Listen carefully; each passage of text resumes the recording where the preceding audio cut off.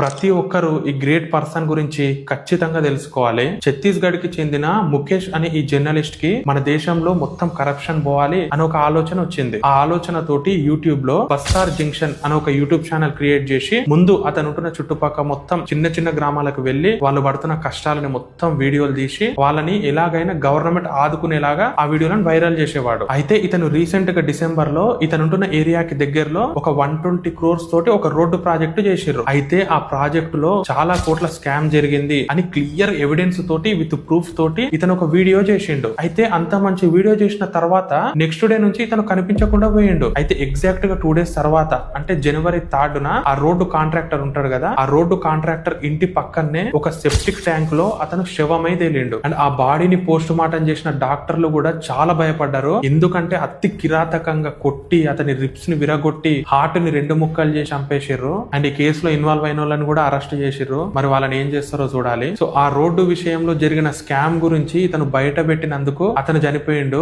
అయినా కూడా ఆ విషయం ఎవరికి తెలియదు. అదే గనక అదే రోడ్డు మీద ఒక అమ్మాయి గనక చిన్న బట్టలు వేసుకుని 2 స్టెప్పులు వేసి ఉంటే మాత్రం నైట్ కి నైటే అది చాలా వైరల్ అయిపోయేది. అట్లీస్ట్ అతను చనిపోయిన తర్వాత అతని ఫ్యామిలీ కన్నా కొంచెం న్యాయం జరగాలంటే ఈ న్యూస్ బాగా వైరల్ అవ్వాలి. సో తెలుసు కదా, ఏదన్నా న్యూస్ బాగా వైరల్ అయితేనే అతనికి న్యాయం జరిగే అవకాశం కొంచెం ఎక్కువ ఉంటది. సో అతనికి జరిగిన ఈ అన్యాయం గురించి ప్రతి ఒక్కరికి తెలిసేలాగా షేర్ చేయండి.